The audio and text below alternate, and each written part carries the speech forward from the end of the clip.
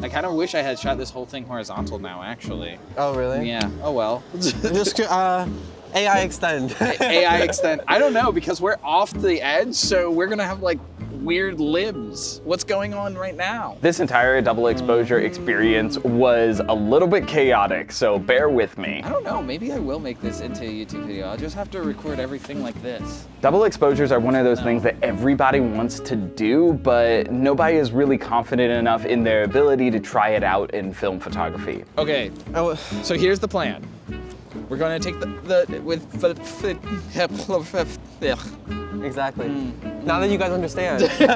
One of the most magical qualities of film photography is you don't get to see the final product until the film has been developed, processed, and scanned. And that's something that kind of makes double exposure really, really scary for film photography. Now, me personally, I'm someone that likes all of my photos to come out really crisp. I don't like messing around with the photos very much, partially because I don't have the confidence to. But lucky for little old me, I met someone named Vera, a very outgoing and extroverted photographer who likes to experiment with the way that she makes her film photos. I can't remember whose idea it was, but we came to the conclusion that we were going to be shooting double exposures and meeting up in Cambridge. This was kind of like a run and gun situation. The process of making the photos was a lot of fun. It was very experimental and it was extremely chaotic. So consequently, we made a lot of mistakes doing this. I didn't even realize that would work. Okay. That actually worked out so well. So if you're someone that's thinking about doing double exposures on film sometime in the future, you might want to watch this video just to see the mistakes that we made so that you don't run into those in the future. But I can tell you with 100% certainty, whether you've done double exposures or not, you're gonna have a lot of fun with doing double exposures. And I'm gonna grab your backpack and run. I think this is gonna be a video. Okay, let's do this. Thumbnail. Obviously, I brought my cameras with me, but Vera had her own collection of cameras to go through as well. I think she might have been holding a disposable, another like small handheld point and shoot kind of camera, and a Nikon F100. Nikon F100 is one of my dream cameras. I just love how easy it is to use, and this was my first time getting a hands-on experience with that camera. But before we were even able to shoot any double exposures, Vera had all of her cameras filled up with film, so we had to go through all of those shots first. Ignore me if I'm taking photos of you. That's okay, all right, I'll act totally normal, I promise. And I won't be recording you at all. Of course. This is gonna be really awkward. No. You gotta play into it. Aesthetic, like Instagram photography. Get it, Vera, get it. Are you Levi from Instagram? I don't know, what was the shutter speed on that? Oh, bad. Sounded a little slow there. Oh. Wow. Oh, it's end now. That's so cool.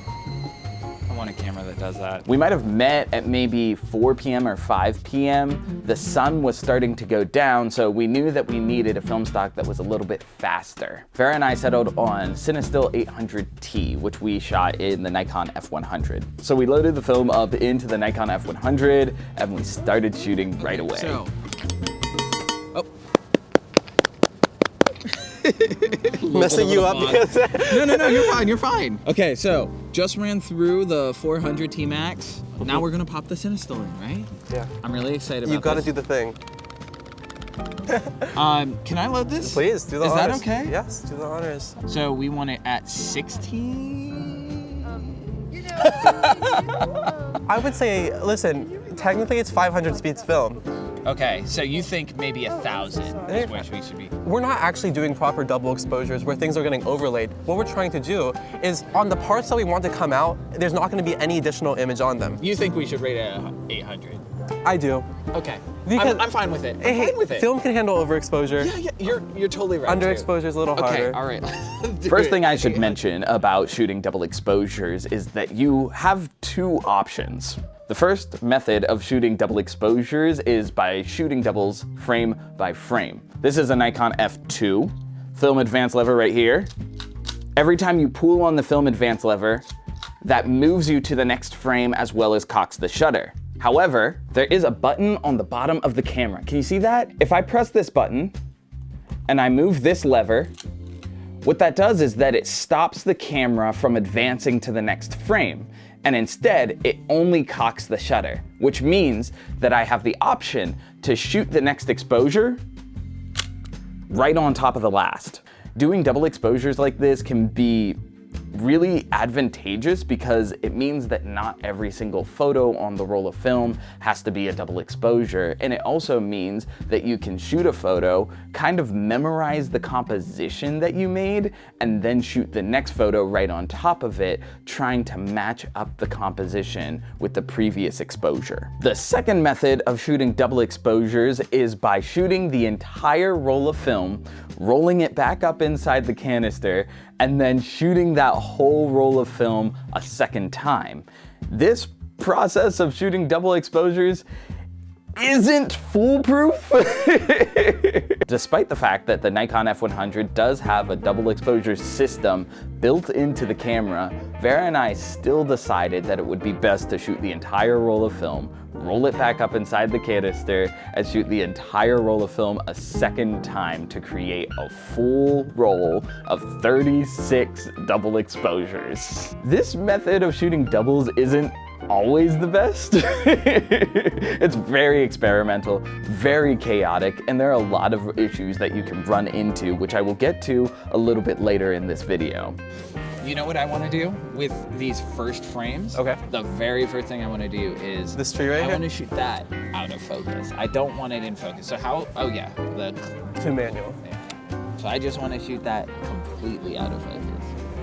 Okay, so this is indeed the first double exposure. I know it doesn't look like much, but I wanted to take this opportunity to explain to you a couple of things that are going on. There are two storylines going on here, and I think it's best to tell these two stories simultaneously. So Can you get closer to it, the stroke? Absolutely. the first story is street photography, Levi and Vera. They are out running through the city of Cambridge trying to find cool exposures, cool textures that they think might line up nicely with the second round of exposures. Man, I hope this looks better than I think it's gonna look. Before we even got started, we knew that we wanted these double exposures to be silhouettes of ourselves, with the first exposure showing through our profile or whatever. While Vera and I were out taking photos on the street, one of the most important things we were keeping in mind is that we didn't want a clear subject in the first exposure. I think those first exposures were mostly about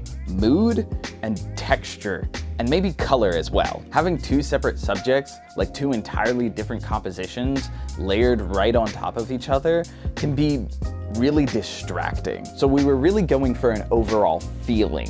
You know what I mean? And then there's night Levi and Vera, where we're out at night with a big old softbox trying to get our second exposures to layer on top of the first ones. Whoa, that's cool. It looks like the sun. Because I am a paranoid photographer and you never know when you're going to have a cool photo op, I had this giant 300-watt light and a softbox stored in the trunk of my car, so we were able to use that to shoot our second exposures. Did you just take a picture of my ass? I didn't even Not realize. for free, Vera. Not for free. That costs money. So what we did was we set up the softbox and the light fixture, and we take turns taking pictures of each other right in front of that softbox. Every single one of these photos represents two different spaces and time. So for the remainder of this video, every time the street Vera and Levi snap a photo, I'm gonna jump over to night Vera and Levi so that you can see the two exposures back to back, and then you can get the photo so you can understand how we layered that up. Oh my goodness, this video is gonna be so chaotic. Oh my god. Oh yes, that. I'm in creative mode here. I'm gonna try to get a smear of this yellow across the frame. Like, Interesting. we'll see. All right, let's try. So, Yeah, that's. Oh yes, that. well, I'm not gonna get your hand there. Right? I think that's gonna look really good. There we go, underexposed. Whatever you want. Stop that. Stay right there. There you too. I almost feel like we should get like one solitary lamp post, you know? Okay. Now, do you think I should meter this under, like to underexpose it? Actually, it's probably fine. Yeah. All right, let's go for it. Okay, all right. I really don't know what will happen because someone's about to leave. Oh God, oh, I look like an old man. I feel like the good light is gone now. Actually, you're so nicely exposed right now. I wonder why. Does it like look like anything if I do that? Well, it looks like it. I have to get out a little bit to the side, maybe? Or These were the first 3 shots of our double exposure, and something that you may notice is that they're just a little bit disappointing. You may recall earlier I said that we really were looking for silhouetted photos. But because we were really gunning for those silhouettes, these photos just didn't quite hit the way that we wanted them to. So before we took any more photos, Vera, in her infinite wisdom, decided that we should try the next couple of shots overexposed just to see how they come out. First off, I think this would just be a cool shot with the dark silhouette right here, like against the skyline. yeah, Let's try that. I think so too. Yeah, oh, that's cool. That's cool. Ladies and gentlemen, we have a winner. Overexposing the film meant that while we were shooting into that softbox, we ended up with high contrast. You really couldn't make out the profile of our faces within these images, and the background is completely blown out. This is exactly what we were going for. So inside of the silhouette would be just like people sitting in a window. I love it. You know what I mean? I love it.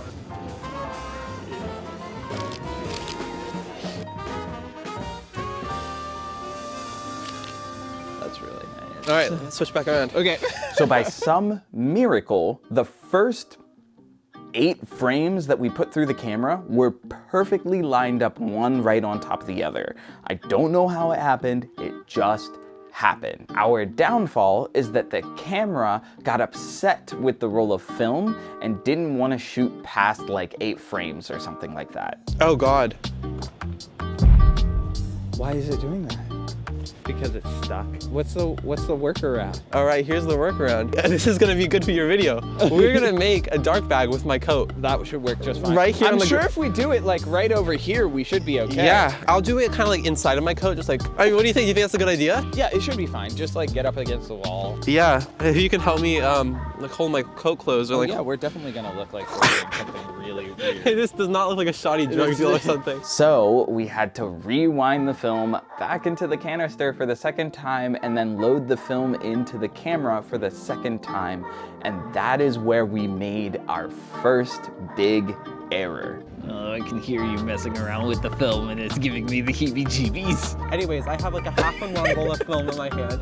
I'm gonna wind it back up Okay. into the canister. Okay. This is crazy. If you shoot double exposures like Vera and I, shoot the whole roll and then roll it back up and then shoot it again, putting the film back into the camera in just the right way is crucial. Let's watch this happen. Oh yeah, this is like all wet and stuff. I don't know why I didn't think about this. If you don't line up the roll of film correctly, then some of the photos are just going to be overlapping not quite right, like it is in this photo. One of the best ways to avoid this is when you put the film into the camera, you actually draw on the film with Sharpie where it lays on the inside of the camera. That way, when you go to do the second round of exposures, you can line up the Sharpie marks and then keep shooting the roll of film, and they should land, like the exposures should be right on top of each other. Vera and I didn't do this. We didn't even think about it. So a lot of the exposures that you're about to see are not lined up. Ooh, you know what I should get is like a car tracking photo. So the car is in the middle of the frame. Wait, there's an ambulance coming. You do it with that. Oh, okay. So it's gonna be Just increase the shutter, the aperture. Make it Right. high. Okay, we're guessing. I have no idea what this is gonna look like.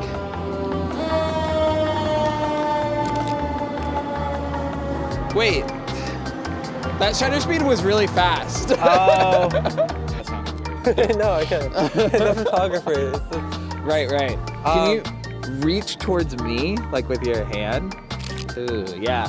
There was a time when the sun started going down where I started to be really experimental. Like, I think I was holding the camera, pointing it at lights, and just like shaking it around like that. Those weird, shaky photos ended up being some of the coolest double exposures. We're at 19 right now. Just drop all the way down to 2.8 because I kind of want this to be crispy.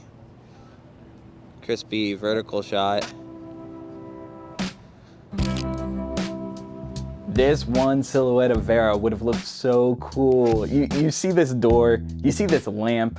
I feel like that's already a really cool composition. If Vera was just the way that she is, but much larger in frame so that the door is like within the silhouette, I feel like that would have been mint. Most of these are probably gonna be pretty bad. We're experimenting. We're experimenting. Vera, I like your attitude. Okay, we got it. Oh, whoa! I just put completely out of focus, and now your silhouette's blurry. Yeah, we haven't tried those yet. Yeah. One of the really interesting issues that Vera and I ran into is that when she shoots a portrait photo on a camera, she holds it like this. When I shoot portrait on a camera, I hold it like this. So what that resulted in was a couple of upside down mismatched photos. If you're gonna be shooting double exposures the way we shot double exposures, it's probably a good idea to keep a notepad of whether you were shooting portrait or landscape for each of those exposures, or just shoot everything landscape or everything portrait. I don't know, however you like to operate. You know, we don't need to finish the whole roll. That's false. That is, we have to finish the whole roll. Vera, everything we do is 100% of the time. Okay, rapid fire. We gotta go. Okay, all right. I got the next one. This one right here. So after shooting a couple of portraits, like kind of headshot style right in front of the softbox, we decided that maybe we should try full body shots. The only way I could think of to do that was to point the light at a wall, a brick wall, and just turn the lamp all the way up to 100% and just hope that it blows out all the texture on the brick wall. Spoiler alert, it did not. The thinker, like... Sure, why not? Let's do it. Or should I be like all the way down here, like... That's kind of cool. Okay. That's true. Actually, that might look awesome. Hold on. Okay, so we have no idea how any of these look. I'm gonna say what I said earlier, which means like, you don't always have to know what you're doing. You can just shoot and it could just be fun. Are you adjusting your hair? Are you checking yourself out? No. It looked like you kind of just... You can leave a comment about whether or not you think Vera was checking herself out. In the meantime, you can also leave a comment about how good these photos were, because you guys saw them. We haven't seen them yet. We haven't seen them yet. They're probably the coolest photos I've ever taken. Okay. I think that's a wrap. You want to go get autos? Let's go. That sounds good. All right, so Let's do that. in summation, the best part about being experimental, trying double exposures or things of the like, is that there are no rules. I mean, look at Vera and I. We shot with all types of mistakes. Photos that were underexposed, photos that were overexposed, upside down, mismatched images. But it was a lot of fun. I always want my priority with photography to be having a good time. So Vera, if you're watching this, thanks for coming out to Boston to visit. It was really fun getting to know you, and we're good friends now. I hope that when you come to visit next, we'll be able to hang out and maybe we'll get some coffee. Anyway, I don't know, that might be the end of the video. I don't really have anything else to add. Yeah, I think I'm done. Okay. All right, I'm gonna go. All right, bye. I'll see you later. Bye.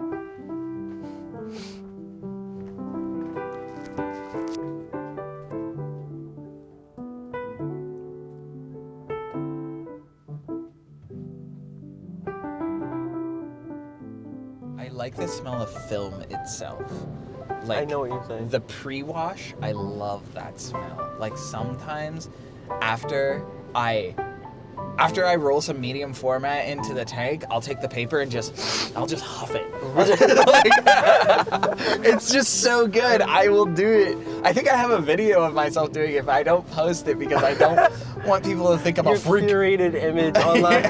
That's right.